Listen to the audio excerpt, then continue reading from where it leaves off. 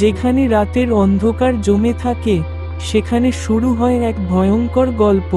এই গল্প শুধু শুনবার জন্য নয়, অনুভব করার জন্য। গ্রামে গহন বনে এক ভয়ঙ্কর সত্য ঘটনা। বৃষ্টির মৌসুম ছিল। মেঘলা আকাশ আর কাদামাটির গন্ধে ভরে গিয়েছিল গোটা গ্রাম। দক্ষিণ বাংলার ছোট্ট গ্রাম, যার নাম সুখচাঁদপুর। গ্রামটি চারদিকে গভীর জঙ্গলে ঘেরা। এই বন সম্পর্কে গ্রামে প্রচলিত ছিল অনেক ভয়ঙ্কর কাহিনী। মানুষ বলতো এই গহন বনে নাকি রাত নামলেই অদ্ভুত সব শব্দ শোনা যায়। কেউ কেউ বলতো এখানে এক অভিশপ্ত আত্মা ঘুরে বেড়ায়, যে শিকার করে একা পথিকদের। একদিন গ্রামের দুই কিশোর, রবি আর দীপু, জঙ্গলে যাওয়ার পরিকল্পনা করে। গ্রামের সবাই তাদের নিষেধ করে, কিন্তু কিশোর মন তো সহজে শোনে না। এক বিকেলে, সূর্য অস্ত যাওয়ার আগেই তারা রওনা দেয়, সঙ্গে একটি লণ্ঠন আর কয়েকটি বিস্কুট নিয়ে। জঙ্গলটা প্রথমে নিরীহ মনে হচ্ছিল।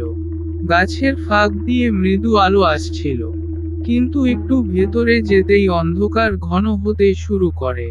পাখিদের ডাকে মনে হচ্ছিল যেন কারা ফিসফিস করে কথা বলছে। কিশোর দুজন প্রথমে হাসাহাসি করছিল, কিন্তু ক্রমে তাদের হাসি থেমে গেল। হঠাৎ একটি শুকনো গাছের গুড়ি থেকে অদ্ভুত ছায়া বের হতে দেখল তারা। রবি থেমে গেল। দীপু বলল, চল এগিয়ে দেখি। ভয়ের কিছু নেই। কিন্তু সামনে এগোতেই তারা অনুভব করল, গাছের ফাঁক থেকে যেন কেউ তাদের দেখছে। পাতা খসখস শব্দ করে উঠল, অথচ বাতাস একেবারেই চলছিল না। রাত ক্রমে ঘনিয়ে এল। চারদিকে পিনপতন নীরবতা। হঠাৎ তারা দেখতে পেল দূরে একটা আলো জ্বলছে। দুজন ভাবল, হয়তো কারো বাড়ি। তারা দ্রুত আলোর দিকে এগোলো।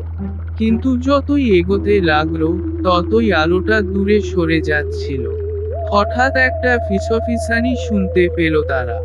কেউ যেন নাম ধরে ডাকছে, রবি, দীপু, ফিরে যা। দীপু আতঙ্কে বলল, রবি, শুনেছ? আমাদের নাম কে ডাকছে?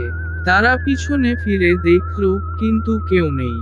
সামনে তাকাতেই দেখল, তাদের সামনে দাঁড়িয়ে আছে এক সাদা কাপড় পরা বৃদ্ধা। তার চোখে ছিল শূন্য দৃষ্টি, মুখে অদ্ভুত হাসি। বৃদ্ধা কোনো কথা বলল না, হাত বাড়িয়ে তাদের দিকে ইশারা করল। ভয়ে জমে গিয়েছিল রবি আর দীপু। বৃদ্ধা বলতে শুরু করলো, তোমরা এখানে এসেছো কেন? এই জায়গা অভিশপ্ত। যারা এখানে আসে, তারা আর ফিরতে পারে না। রবি সাহস করে জিজ্ঞেস করলো, আপনি কে? এখানে কি করেন? বৃদ্ধা বলল, আমি সেই দিনের সাক্ষী, যেদিন এই বনের অভিশাপ শুরু হয়েছিল। বহু বছর আগে এই বনে আমার পরিবারকে হত্যা করা হয়। সেই হত্যার পর থেকে আমি এখানে বন্দী। আমার আত্মা মুক্তি পায়নি। আজ রাত তোমাদেরও শেষ রাত হবে। ভয়ে দৌড়াতে শুরু করলো রবি আর দীপু। কিন্তু যতই দৌড়ায়, তারা আবার সেই একই জায়গায় ফিরে আসে। চারদিকের গাছগুলো যেন তাদের বন্দি করে রেখেছিল। হঠাৎ একটা গাছে থেকে এক অদ্ভুত ফ্যাকাশে মুখ বেরিয়ে এল। মুখটা বলল, তোমরা কোথাও যেতে পারবে না। তারা চিৎকার করতে করতে হোঁচট খেয়ে পড়ে গেল। হঠাৎই চারপাশের সবকিছু অদৃশ্য হয়ে গেল। তারা জ্ঞান হারিয়ে ফেলল। রবি আর দীপু জেগে উঠল ভোরের আলোয়। তারা নিজেদের গ্রামে একটি পুকুরের পাশে পড়ে থাকতে দেখল। কিন্তু আশ্চর্যের বিষয়, তাদের শরীরে কোনো আঘাতের চিহ্ন ছিল না। গ্রামে ফিরে তারা ঘটনা কাউকে বলতে চায়নি। কিন্তু তারা জানতো, সেই গহন বনের অভিশাপ সত্যি। তারা আর কখনো সেই পথে পা রাখেনি। রবি আর দীপু যতই চেষ্টা করুক, তারা যেন এই ঘটনার আতঙ্ক থেকে বের হতে পারছিল না। রাতে ঘুমের মধ্যে তারা অদ্ভুত দুঃস্বপ্ন দেখত, সেই বৃদ্ধার হাসি, গাছের ফাঁক থেকে বেরিয়ে আসা ছায়া, আর তাদের নাম ধরে কেউ ডাকার আওয়াজ। একদিন দীপু হঠাৎ করে অসুস্থ হয়ে পড়ে। সে ভয়ানক জ্বর আর বমি করতে থাকে। ডাক্তারদের সব চেষ্টা ব্যর্থ হচ্ছিল।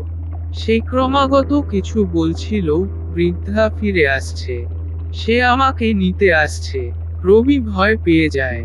গ্রামের প্রবীণ মানুষরা বলে, তোমরা নিশ্চয়ই কিছু ভুল করেছো। গহন বোন সহজে কাউকে ক্ষমা করে না। গ্রামের এক প্রবীণ ব্যক্তি রবিকে পরামর্শ দেন গ্রামের পাশের এক তান্ত্রিকের কাছে যাওয়ার।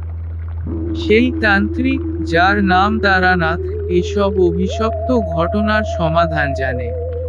রবি তারানাথের কাছে গেলে তিনি বললেন, তোমাদের ভুল ছিল গহন বনে প্রবেশ করা। যে আত্মা সেখানে বাস করে, সে শুধুই প্রতিশোধ চায়। দীপুকে বাঁচাতে হলে সেই আত্মার মুক্তি দিতে হবে। তবে কাজটি সহজ নয়।